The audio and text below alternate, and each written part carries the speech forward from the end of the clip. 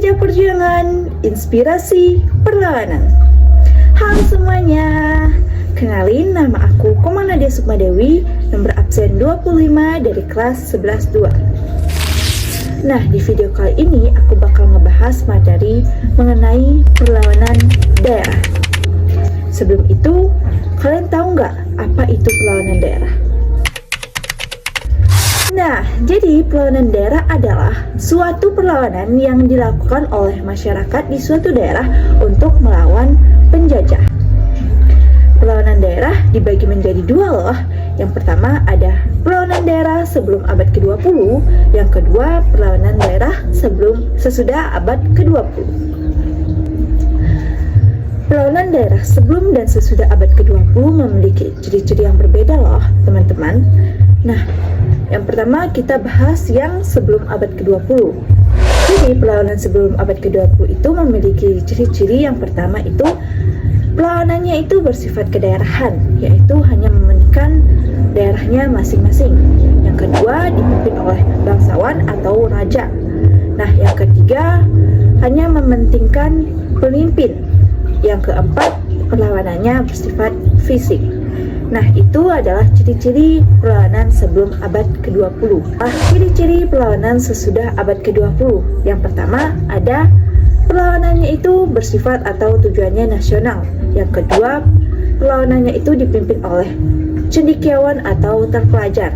Yang ketiga, perlawanannya tidak mementingkan atau tidak hanya mengandalkan pemimpin.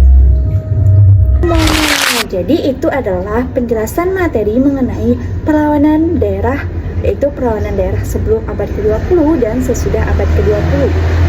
Namun pasti kalian masih penasaran gak sih, siapa sih tokoh yang termasuk ke dalam perlawanan sebelum atau sesudah abad ke-20? Jadi di sini aku bakal ngejelasin satu tokoh yang termasuk ke dalam perlawanan sebelum abad ke-20, yaitu adalah Martha Christina Tiahahu. Martha Christina Tiahahu, siapa sih beliau? Nah, beliau adalah salah satu pahlawan perempuan Indonesia yang dikenal karena keberaniannya melawan kolonial Belanda. Martha Christina Tiahahu lahir pada 4 Januari 1800.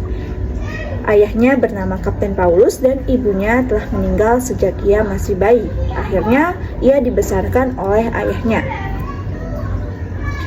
Nah, pada tahun 1817 atau di usianya yang 17 tahun, Tiahahu bergabung bersama ayahnya dalam perang gerilya melawan kolonial Belanda bersama tentara Pattimura.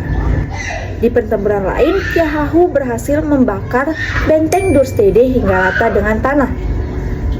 Pada saat pertempuran itu, ia dikatakan melempar batu kepada pasukan Belanda yang telah kehabisan amunisinya. Namun dalam catatan lain, dia juga dikatakan menggunakan tombak. Ketika Formulaire Krier mengambil alih militer Belanda di Maluku, Pattimura, Tiahahu dan ayahnya ditangkap pada Oktober 1817 dan dibawa dengan HNLMS Heversten ke Nusa Laut. Tiahahu merupakan salah satu prajurit yang tidak dihukum karena usianya yang masih muda, yaitu usianya masih 17 tahun. Akhirnya mereka dibebaskan pada akhir tahun 1817. Namun pada saat itu Tiahahu tidak menyerah untuk melawan kolonial Belanda. Dalam penyisirannya, Tiahahu dan mantan pemberontak lainnya ditangkap pada bulan Desember 1817 dan dibawa ke Nusa Laut untuk dibawa ke Jawa.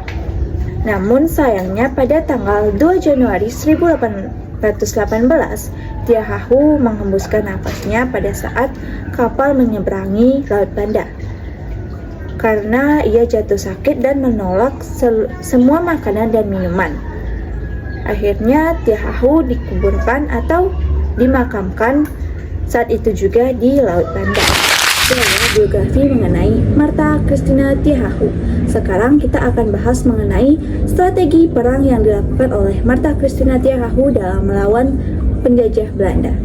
Yang pertama adalah penyerangan terhadap pos-pos atau benteng Belanda, yaitu di mana Tiahahu, Kapten Paulus dan Pattimura melakukan penyerangan secara sembunyi-sembunyi atau secara tiba-tiba terhadap pos-pos dan benteng-benteng Belanda seperti benteng Dorstede, yang bertujuan untuk melemahkan kekuatan militer Belanda dan merebut senjata milik Belanda.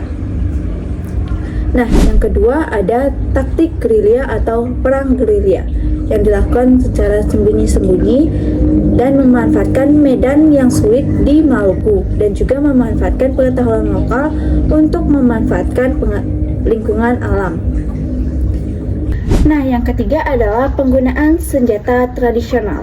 Karena keterbatasan senjata api, maka Pattimura Tyahahu dan pasukannya menggunakan senjata tradisional seperti panah, tombak, dan perang untuk melawan senjata milik Belanda yang lebih modern.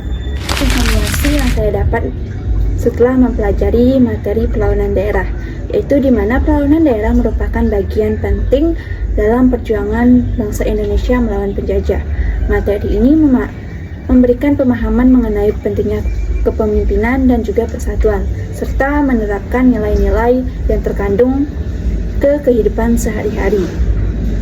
Ada pula saran saya sebagai siswa kepada Ibu Dwi Mahayoni sebagai guru pengajar sejarah, yaitu di mana Ibu dapat memberikan ice breaking di sela-sela pembelajaran agar siswa-siswa dapat fokus dalam memahami pembelajaran, yaitu agar tidak mengantuk. Dan yang kedua, jika pemberian materi dapat melalui video YouTube atau video karena saya pribadi lebih paham jika dijelaskan melalui video. Terima kasih.